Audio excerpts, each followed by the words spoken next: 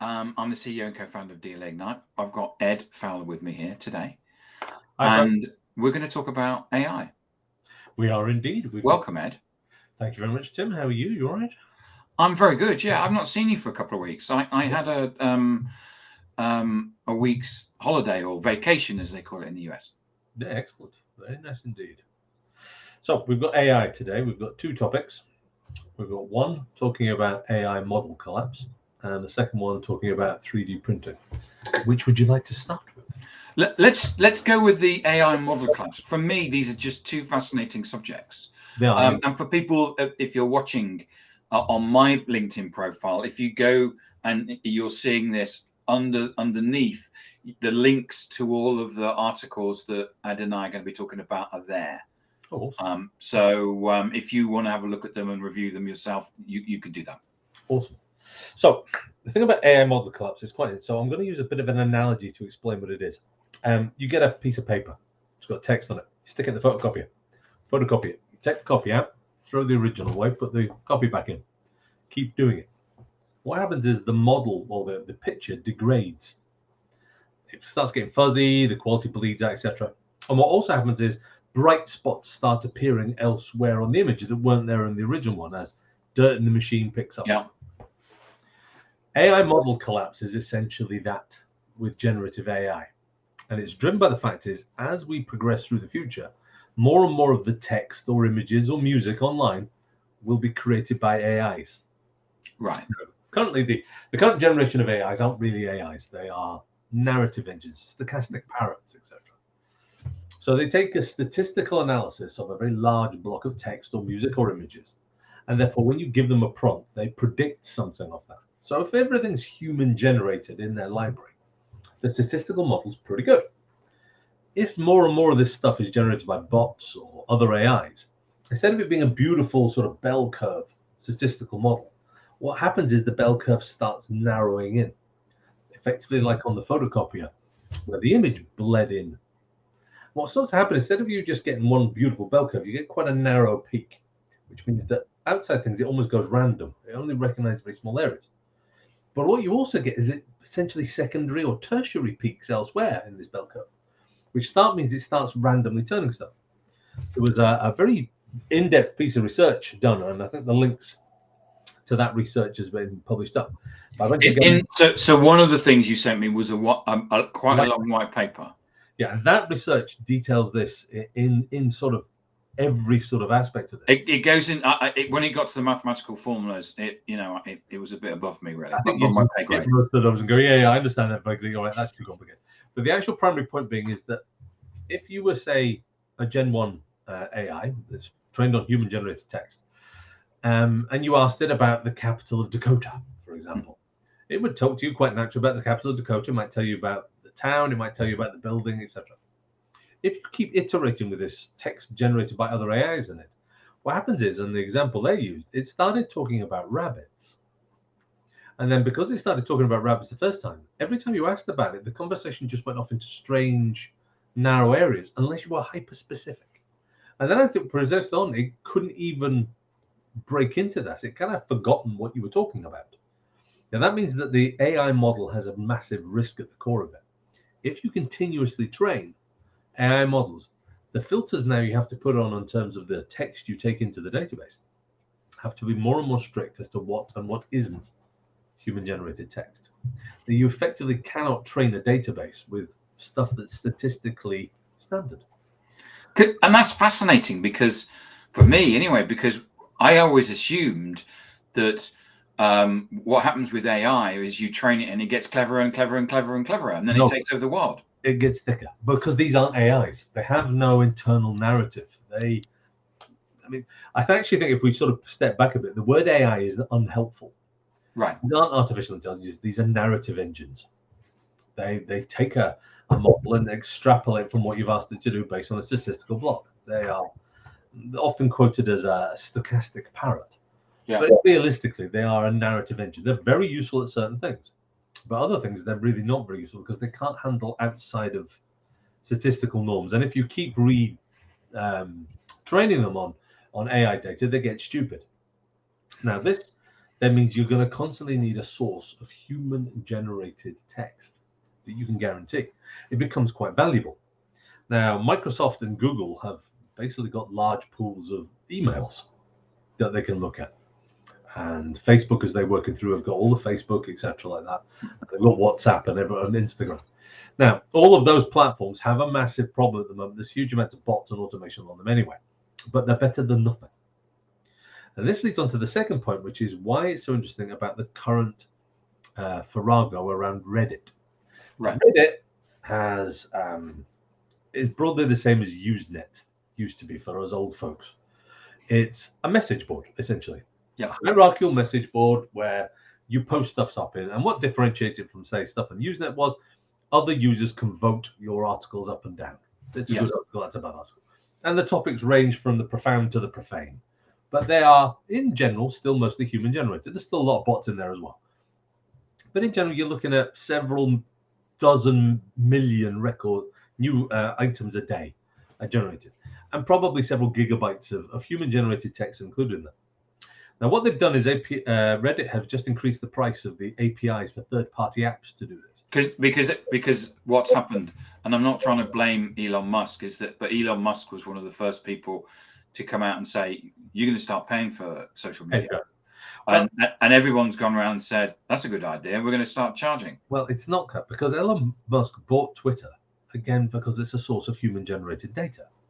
You need that to keep truing these things up.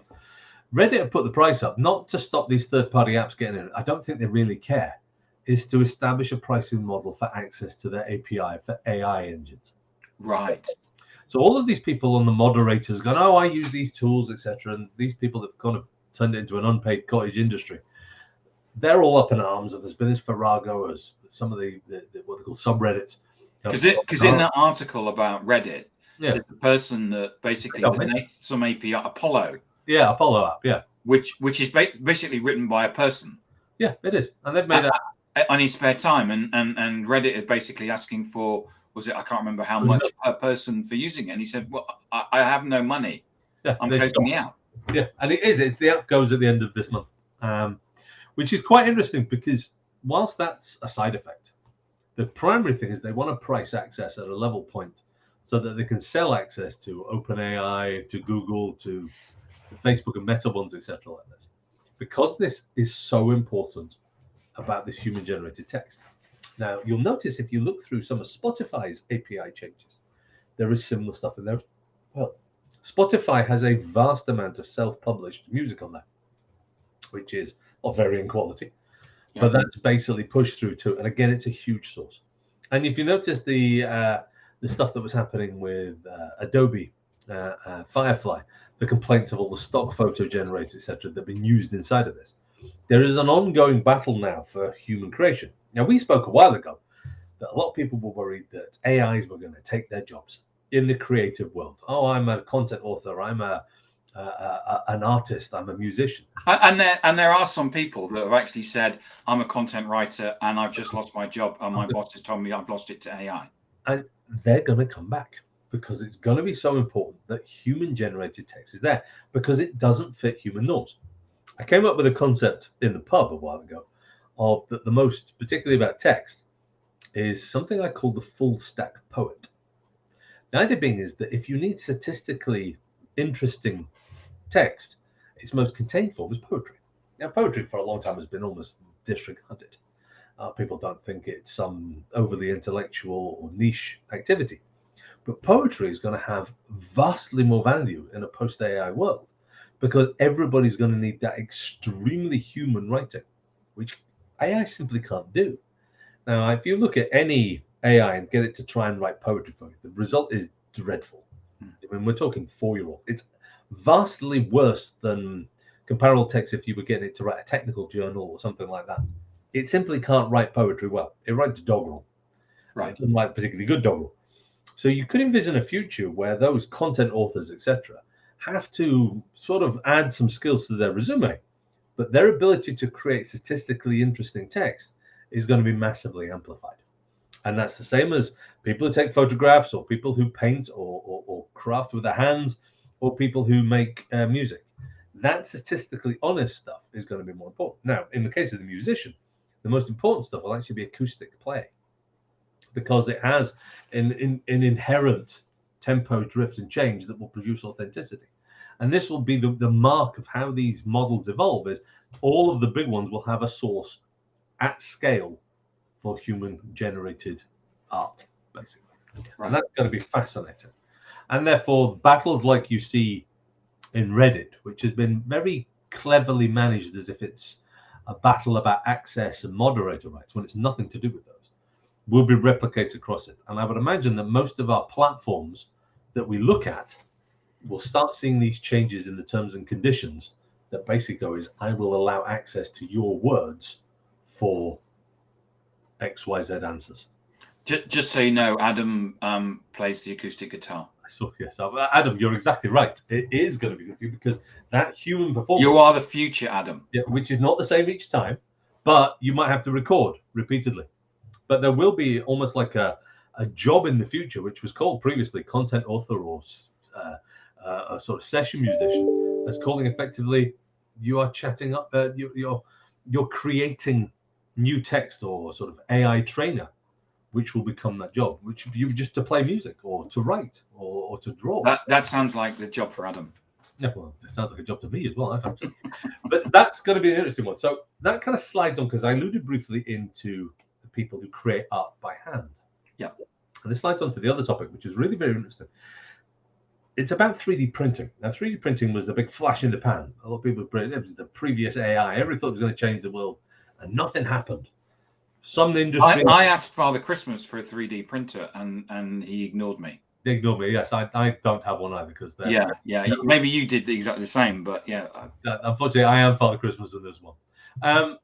And yes, Adam, just to your point, is it humanizing just till AI reaches its own event horizon? If these were true AIs, then you would have a point. But I think these are, as I said, they're not really intelligences. They're narrative engines. And I think, therefore, they haven't yet got the ability to progress to a singularity. We'd need a different, effectively, paradigm to create those. But the thing with 3D printing is, one of the primary barriers is they're very, very difficult to use. Sounds easy, but you can do these amazing things.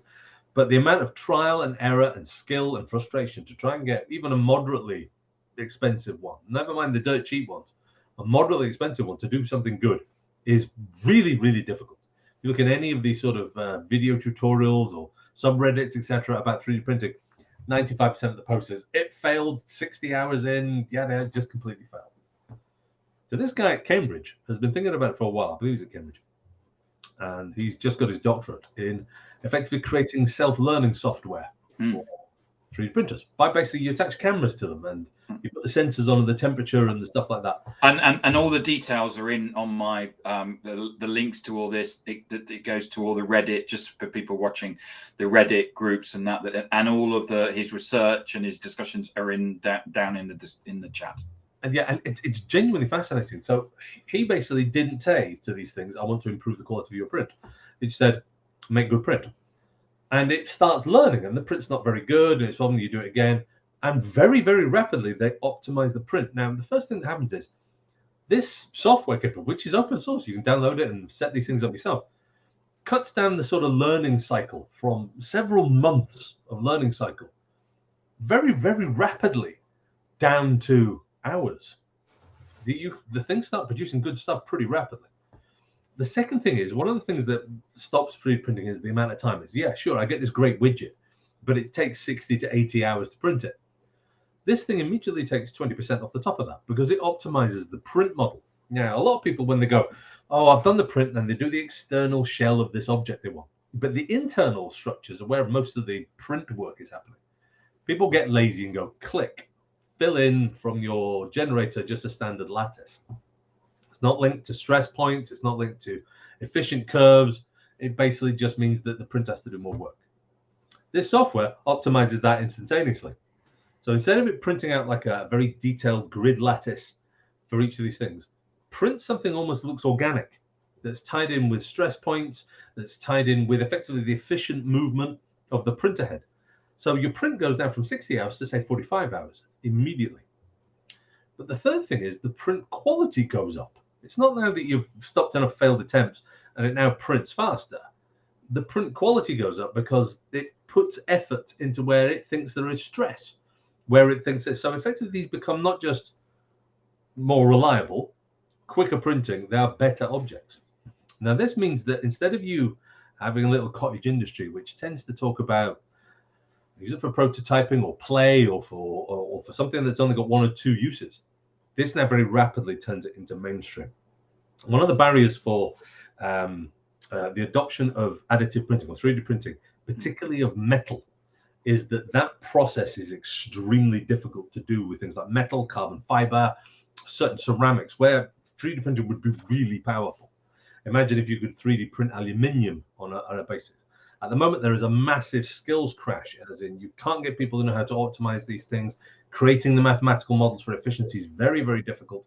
And at the moment, 3D printing is, because of these effects, only a little bit better maybe than standard CNC manufacture.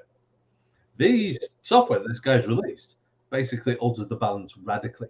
3D printing of now nearly everything becomes much better than traditional methods of doing it. You've got a higher tolerance, stronger output that's made more efficiently, and that's starting to make some pretty fundamental assumptions about where you get very high quality products. Now, previously, you get high quality machine fabric, machine stuff. They're done in small and medium enterprises, which is great. They're done by specialists. They're really quite expensive. It's a strong component. It's a very strong part of the British economy, for example. Is this a strong part of the German economy as well? It hasn't been stuff that's been pushed offshore because it produces something that's unique. What's been pushed off to, say, globalized markets has been stuff that's pretty generic. I'd like 1 million of these widgets, not one. Now we've got this movement that 3D printing effectively now gets another second wind. That balance will further shift. More of these things will now be affordable to make locally, close to the sales market, because your print's quicker. The objects become a lot easier to print and effectively cheaper because they've got less material in them, and you're more reliable doing it. So these little small and medium enterprises are now going to have the ability to create much more. Now, previously they've been making metal or ceramic, finished traditionally in lathes and cutting engines. The cutting process on these things, or finishing process, is also cut down. So there's this promises to be an almost kick up the bum for the fourth industrial revolution. And you're going to start seeing manufacturing increasingly slide back from globalized markets into local markets because 3D printing is now very powerful. And I think we're starting to see that anyway, aren't we? Because of the certain poly crisis that we've had. Well, the poly and also things that I think supply chain resiliency is starting to look a lot important. Yeah. We've got this very long supply chains where you've got to have effective stability quite many months out. This ability to effectively manufacture quickly, locally, and specifically is going to alter that balance. But you're going to start seeing more almost personalized things. Yeah. So one of the things that's going to be coming about is 3D printing on glass. Glass is an ideal subject to 3D printer. At the moment, say if you're a high-value perfume manufacturer, you have to order your glass bottles and you want them exactly designed. They're really rather expensive. They take a long lead time. That's why you only see changes every year or so. Or you go for these different models where everything's packaged the same. You're now going to see, and it's happening very rapidly in certain of the areas like makeup and perfume, that these almost personalized packaging is going to happen, because now you can make that very close to where you want it. You don't have to necessarily ship these packages around the place. You can actually create in local markets, which means you've actually got an environmental good come out of it. Your packaging is more efficient. It's cheaper to make. You're making it where you need it. And you've now got increased supply chain resiliency. So it's going to be a really fascinating area that self-learning ability, originally manifesting in 3D printers, is going to start spreading elsewhere. Now that, back to Adam's point, is a much more interesting form of AI rather than generative AI. And that, I think, is something we could probably have several more conversations about in the future. So in a way, what sort of things do you think that would be there to 3D print? So we could end up having our local 3D printer shop, a bit like we used to have an internet. Yeah, an internet. Well, it's one of the things that everybody thought was going to happen, and it didn't because of these barriers. But you can now, instead of like sort of print shops used to be, go down Hobbs Reprographics or whatever it used to be before they all went public. Yeah. Hobbs is actually still going. They may have 3D printers for it, but the idea being is, instead of it being this, I need a specialist tool and I've got a separate piece of software and I've got to try that, and I can't afford to send this to Hobbs because it might break 20% of the time and they're going to charge me every time. Actually now is I can do the design here, knowing full well that when I send it to Hobbs or whoever it is, I'm not advertising Hobbs, by the way, it's just that stuck to my mind. Whenever you send it to your local 3D print shop, you know it's going to be printed. And that means you've suddenly got a very much more reliable source. It now becomes as reliable as printing out a piece of paper or getting a poster made or something like that. Fascinating. Yeah, huge area of interest. Ed, it's been as always for me. I just sit back and absorb this stuff like a sponge. Fantastic. Glad you like. And I hope other people are going, and listening to this and there's so much hype out there about the AI is going to kill us, or it's a flash in the pan. I was at a conference yesterday where someone asked a question about AI, and the panel basically said, do you remember the blockchain? Yeah, well, we don't do that anymore, and AI is going to be the same. I think one of the things that an awful lot of people are thinking is the change is going to be huge by this. It's not going to kill us, but it's going to be, say, if you looked at a standard stack of job descriptions, ranging from the juniors to the seniors, 70% of those are going to have some form of impact to it. Now, some of them, as we said, like content authoring or better testing, for example, huge impact. But others aren't. Anything with human required stuff or that deeper creativity, this is only more power to your elbow. So I think in general it's going to be positive, but I also don't see it like a blockchain. Blockchain was a beautiful solution looking for a problem. Yes. And didn't really have a problem. This is a solution which there are thousands of problems it helps with. So I don't see this as a flash in the pan. I don't see this guy's going, oh, we ain't going to be using it. But conversely, this is not going to kill us. Stochastic parrots are simply not threatening to humanity. They are the same as the scanner, the photocopier, the word processor, the personal computer. These are just a better paintbrush. Yeah. Awesome. Ed, thank you so much. And I hope people that have been watching and listening have learned something as well. I certainly have.